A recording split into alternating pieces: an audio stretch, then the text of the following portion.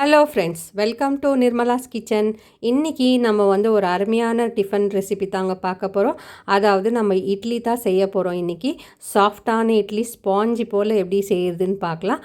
அதுக்கு முன்னாடி நம்ம சேனல் சப்ஸ்கிரைப் பண்ணிவிட்டு பெல் சிம்பிள் தட்டிடுங்க. வாங்க வீடியோக்குள்ளே போகலாம். முதல் முறை என் வீடியோ பார்க்குறதுன்னா நீங்கள் சப்ஸ்கிரைப் பண்ணிக்கிங்க ஃப்ரெண்ட்ஸ். அதுக்கப்புறம் லைக்ஸ் கொடுத்துட்டு கடைசி வரைக்கும் பாருங்கள். முதல்ல நம்ம அரிசியை ஊற வச்சுக்கலாம். அதுக்கு முதல்ல நம்ம அரிசியை மெஷர்மெண்ட் பண்ணிக்கலாம். நான் குண்டு அரிசி எடுத்திருக்கேன், அதாவது இட்லி அரிசி தான் எடுத்திருக்கேன். இது 3 கப் அளவுக்கு நான் சேர்க்க போகிறேன். இப்போது 3 கப்பு இட்லி அரிசி சேர்த்துட்டு 1 கப்பு நான் பச்சை அரிசி சேர்க்க போகிறேன். இது சாதா பச்சை அரிசி தான் நம்ம சேர்க்குறோம். இதை நல்லா மிக்ஸ் பண்ணிக்கலாம். இப்போ பாருங்கள், நான் காமிக்கிறேன். இந்த அளவு கரெக்டாக இருக்கும் நம்ம இந்த இட்லி செய்கிறதுக்கு. இந்த அரிசி மெஷர்மெண்ட் கிட்டத்தட்ட 1 kg அளவுக்கு இருக்கும். இப்போ நான் அதே கப்பில் நான் உளுத்தம் பருப்பு எடுத்துக்கிறேன். நான் உடச்ச உளுத்த பருப்பு தான் எடுத்துருக்கேன். நீங்கள் குண்டு உளுத்த பருப்பு கூட எடுத்துக்கலாம். இப்போ பாருங்கள், நான் இந்த பாத்திரத்தில் சேர்த்துட்டு இப்போ தண்ணி ஊற்றி நல்லா கழுவி எடுத்துன்னு வந்துடலாம். இது நல்லா ஒரு 3லேருந்து 4 முறை நம்ம இந்த உளுத்தம் பருப்பை கழுவி எடுத்துன்னு வந்துடலாம். பாருங்கள் எவ்வளோ தூசி இருக்குது. இதில் தண்ணி நல்லா ஒயிட் கலர் எல்லாம் போயிட்டு நல்லா க்ளீனாக இருக்கணும். அது வரைக்கும் நம்ம இதை நான் இப்போ கழுவிட்டு இந்த தண்ணியெல்லாம் நம்ம கொட்டிட்டு நல்லா க்ளீனாக இருக்கிற தண்ணி நம்ம ஊற்றி வைக்கலாம். இப்போ பாருங்கள் தண்ணி எவ்வளோ க்ளீனாக இருக்குன்னு. அதே போல் நம்ம அரிசி கூட கழுவி எடுத்துன்னு வந்துடலாம். அரிசி ஒரு 3லேருந்து 4 முறை நம்ம கழுவிக்கலாம். ஏன்னா அப்போ தான் இந்த தண்ணி க்ளீன் ஆகிற வரைக்கும் நம்ம கழுவி எடுத்துன்னு வந்துடலாம். அப்போ தான் நமக்கு இட்லி நல்லா ஒயிட் கலரில் கிடைக்கும். இப்போ நல்லா நம்ம கழுவி கொடுக்கலாம். இந்த தண்ணி கலர் ஒயிட் கலர் போயிட்டு நல்லா க்ளீனாக தண்ணி இருக்கணும். அது வரைக்கும் நம்ம கழுவலாம். நல்லாவே கழுவிட்டு இதை நல்லா ஊற வைக்கணும் நம்ம. பாருங்கள், இப்போ நான் கழுவிட்டு இந்த தண்ணி கொட்டிட்டு நல்லா க்ளீன் தண்ணியை நான் ஊற்றி வைக்கிறேன். இப்போ பாருங்கள், நான் க்ளீன் தண்ணி ஊற்றிட்டு இதை ஒரு 5லேருந்து 6 மணி நேரம் நான் ஊற வைக்கிறேன். இப்போ 1 டேபிள் ஸ்பூன் அளவுக்கு நம்ம வெந்தயம் சேர்த்துக்கலாம். வெந்தயம் சேர்த்துட்டு இத்தையும் நம்ம கழுவிக்கலாம். நம்ம இது க்ளீனாக கழுவிட்டு இத்தையும் ஊற வச்சுக்கலாம். நான் எல்லாம் தனித்தனியாக தான் ஊற வச்சுருக்கேன். இப்போ இது நல்லா ஒரு 5லேருந்து 6 மணி நேரம் நல்லா ஊறட்டும். அதுக்கப்புறம் நம்ம ஆட்டிக்கலாம்.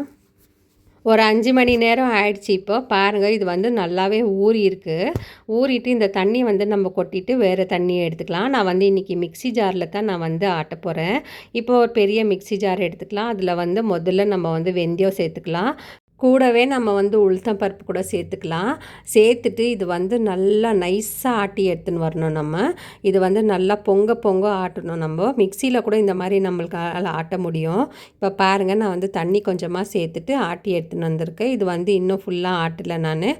இப்போ பாருங்கள், இது பாதி அளவுக்கு தான் நான் அரைச்சிருக்கேன். இது காமிக்கிறதுக்கோசரம் நான் எடுத்து காமிக்கிறேன் பாருங்கள். இப்போ இது இன்னும் கொஞ்சமாக தண்ணி சேர்த்துட்டு நம்ம நல்லா நைஸாக அரைச்சி எடுத்துன்னு வரணும். நான் கொஞ்சமாக தண்ணி சேர்த்துட்டு இப்போ இத்தையும் நல்லா நைஸாக அரைச்சின்னு வரேன். பாருங்கள், இப்போ எவ்வளோ நல்லா நைஸாக அரைச்சி எடுத்துன்னு வந்திருக்கேன். மாவு நல்லா பொங்க ஆயிருக்கு, டபுளாக இருக்குது மாவு. உளுத்த மாவு நல்லா டபுளாக இருக்குது. இந்த அளவுக்கு நம்ம ஆட்டும் போது தான் நமக்கு இட்லி நல்லா சாஃப்டாக கிடைக்கும் நமக்கு. இப்போ இந்த ஆட்டின மாவை நம்ம ஒரு பெரிய பாத்திரத்தில் கொட்டிக்கலாம். நம்ம வெந்தயமும் உளுத்தம் பருப்பை ஆட்டிட்டு நம்ம வேறு பாத்திரத்தில் சேர்த்துக்கலாம். பாருங்கள், மாவு எவ்வளோ நல்லா கெட்டியாக இருக்குது. அதுக்கப்புறம் டபுளாக இருக்குது மாவு, உளுத்தம் மாவு. இப்போ நம்ம இதெல்லாம் சேர்த்துட்டு இதே மிக்சியில் நம்ம அரிசி கூட அரைச்சி எடுத்துன்னு வரலாம். இது நல்லா பொங்க ஆட்டியிருக்கேன் நான். இப்போ பாருங்கள், நம்ம இதே ஜாரில் அரிசி கூட சேர்த்துட்டு ஆட்டிக்கலாம். நம்ம இப்போ மிக்ஸி ஜாரில் நம்ம அரிசி சேர்த்துக்கலாம். அரிசி சேர்த்துட்டு கொஞ்சமாக தண்ணி ஊற்றிட்டு இதுவும் ஆட்டி எடுத்துன்னு வரலாம். இந்த அரிசி ஆட்டுற பக்குவம் ரொம்ப நைஸாக ஆட்டக்கூடாது. கொஞ்சம் கொரப்பாக இருக்கிற மாதிரி நம்ம அரிசி எடுத்துன்னு வரணும். பாருங்கள், நான் காட்டுறேன். இந்த அளவுக்கு கொரப்பாக இருக்கணும். ரொம்ப நைஸாக ஆட்டிடாதீங்க. இப்போ பாருங்கள், நான் ஆட்டி முடிச்சாச்சு. நம்ம உளுத்தம் பருப்பு ஆட்டி இருக்கிறதுலே இந்த மாவை கூட நம்ம சேர்த்துக்கலாம். சேர்த்துட்டு இருக்கிற மாவெல்லாம் நான் அரைச்சி எடுத்துன்னு வந்துடுறேன். அரைச்சி எடுத்துன்னு வந்துட்டு நம்ம சேர்த்துக்கலாம். சேர்த்துட்ட பிறகு நான் கொஞ்சமாக அதாவது 1/4 டீஸ்பூன் அளவுக்கு உப்பு சேர்த்துக்கிறோம் நம்ம. உப்பு சேர்த்துட்டு நம்ம வந்து நல்லா மிக்ஸ் பண்ணி கொடுக்கலாம். நம்ம வந்து இந்த விரலில் மிக்ஸ் பண்ணி கொடுக்கும்போதோ நமக்கு வந்து நல்லா ஃபெர்மெண்ட் ஆகும் மாவு. அதுக்கப்புறம் நல்லா புளிச்சு வரும் மாவு. நல்லா நம்ம ஒரு 5 நிமிஷத்துக்கு அந்த மாதிரி மாவை வந்து நல்லா மிக்ஸ் பண்ணி கொடுக்கலாம்.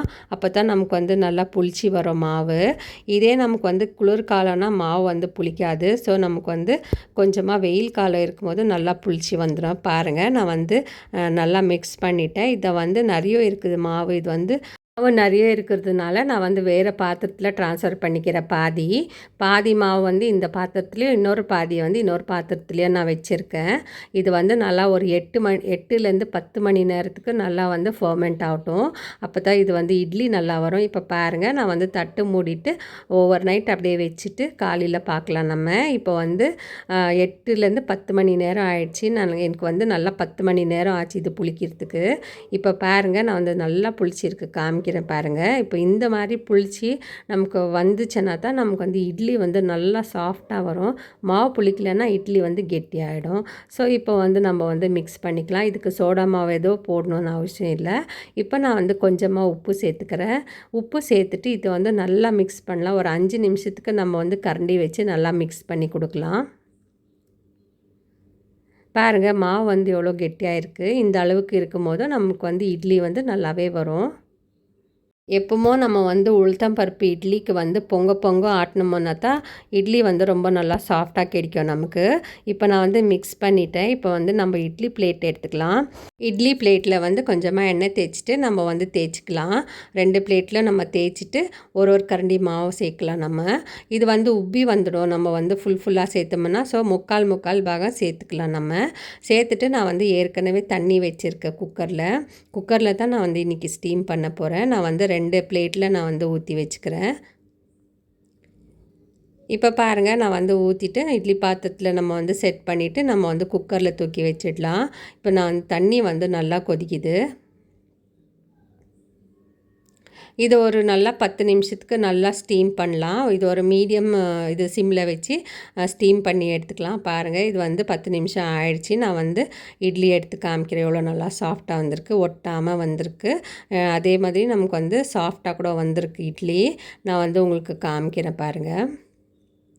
இப்போ நம்ம வந்து வேறு தட்டில் வந்து ட்ரான்ஸ்ஃபர் பண்ணிக்கலாம். இதுக்கு வந்து நான் சாம்பாரும் அதுக்கப்புறம் இட்லி பவுட்ரு வச்சு நம்ம சாப்பிட்டுக்கிறோம். பாருங்கள், இட்லி வந்து எவ்வளோ நல்லா சாஃப்டாக இருக்குது. இது போல் நீங்களும் செஞ்சு பாருங்கள். நான் வந்து இன்றைக்கி இட்லி பேட்டர் எப்படி செய்யுதுன்னு நான் சொல்லி கொடுத்துருக்கேன். அதுக்கப்புறம் இதே மாவில் வந்து நம்ம தோசை கூட செஞ்சுக்கலாம். இப்போ இந்த வீடியோ பிடிச்சிருந்தால் லைக் பண்ணுங்கள், ஷேர் பண்ணுங்கள், சப்ஸ்கிரைப் பண்ணுங்கள். தேங்க்யூ, பாய்.